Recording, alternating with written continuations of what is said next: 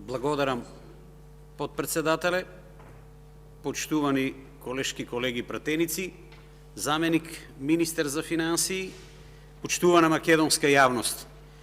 Денес дискутираме по точка на дневен ред предлог на закон за гаранција на Република Македонија на обврските по договорот за заем за финансирање на програмата за обновлива енергија, компонента 1. Тоа значи ревитализација на хидроелектрани. Јас би сакал само да ги набројам: Вруток, Врбен, Равен, Тиквеш, Пиле, Глобочица, Света Петка, Козјак. Станува збор за трета фаза на ревитализација и веднаш овде сакам да кажам дека ќе гласам заедно со мојата пратеничка група, ВМРО ДПМН и секако и коалицијата, позитивно, затоа што бев и на седницата на комисијата, добро беше образложено таму од господинот Бојан Стојановски и сметам дека треба секој еден пратеник да биде на висина на своја задача. За жал, задолжувањата во Република Македонија донесоа до една сосема нова и многу непријатна состојба.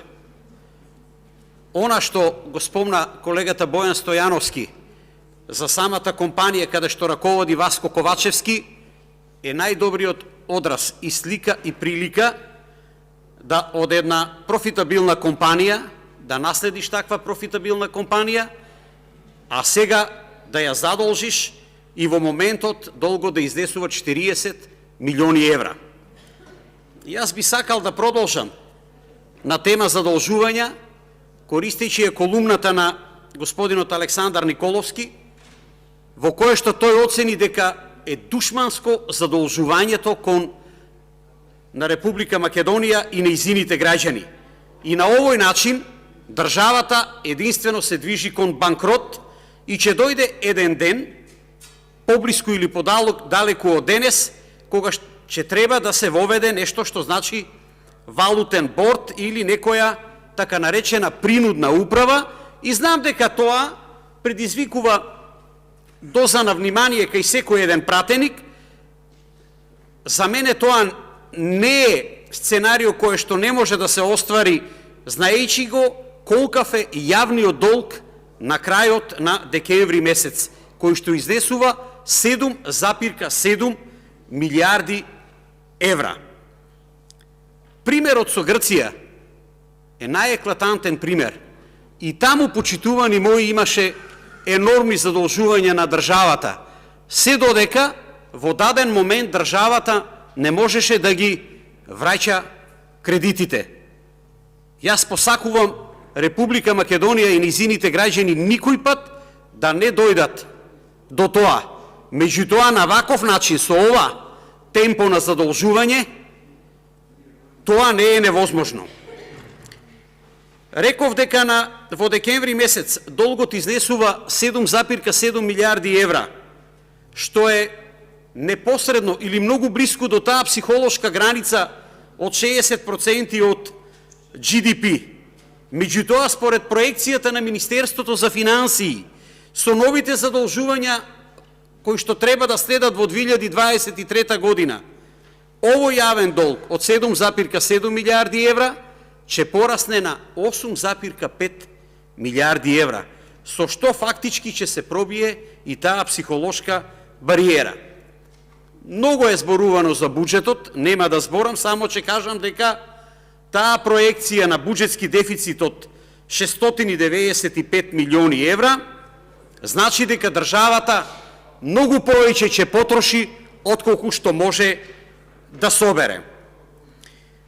Во контекст на ова, сега голем дел од граѓаните се прашуваат на енормните задолжувања во милиарди евра, треба да имаме и адекватен економски развој.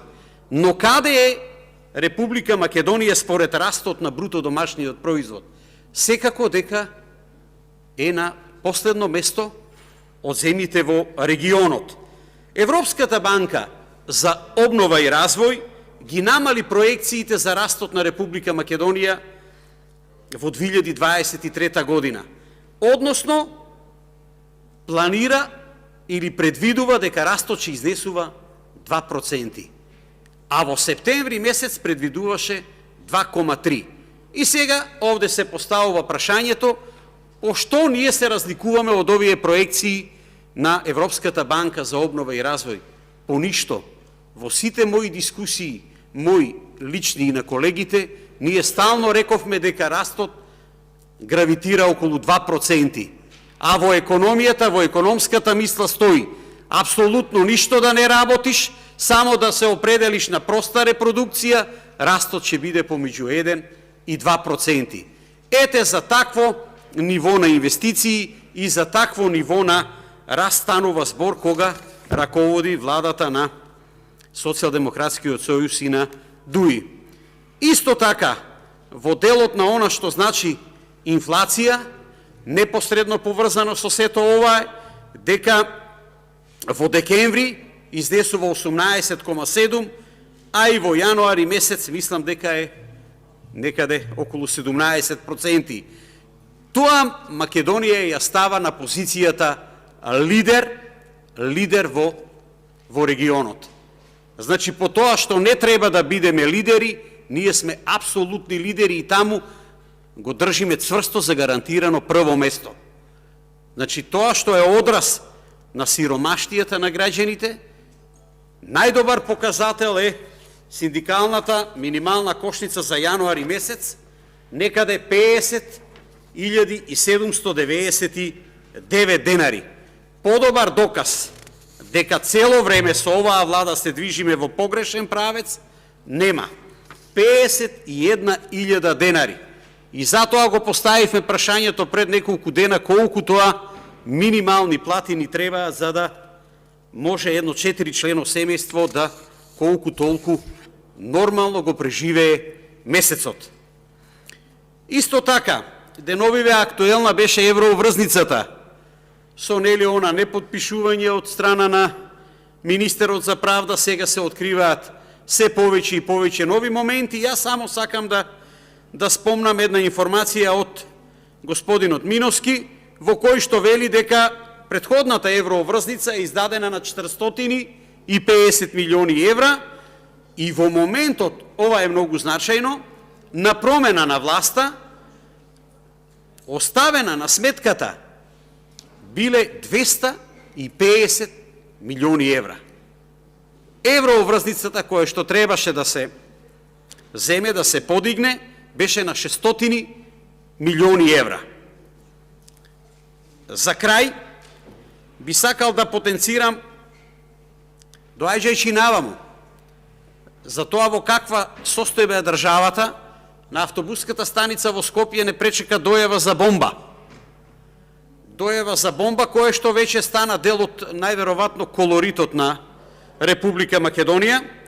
Меѓутоа, она што беше поинтересно е во разговорот и како еден вид на дообјаснување за тоа што го кажа колешката, во делот на Скопје 2014, каде што таксистот спомна два момента. Првиот е дека благодарение на тоа туристите доаѓаат и летниот период и има работа за сите, имаат што да видат, тоа е прво, и второ, се уште добива пари како надоместок за трето дете како резултат на проекти на поранешната влада предводена од ВМРО ДПМНЕ.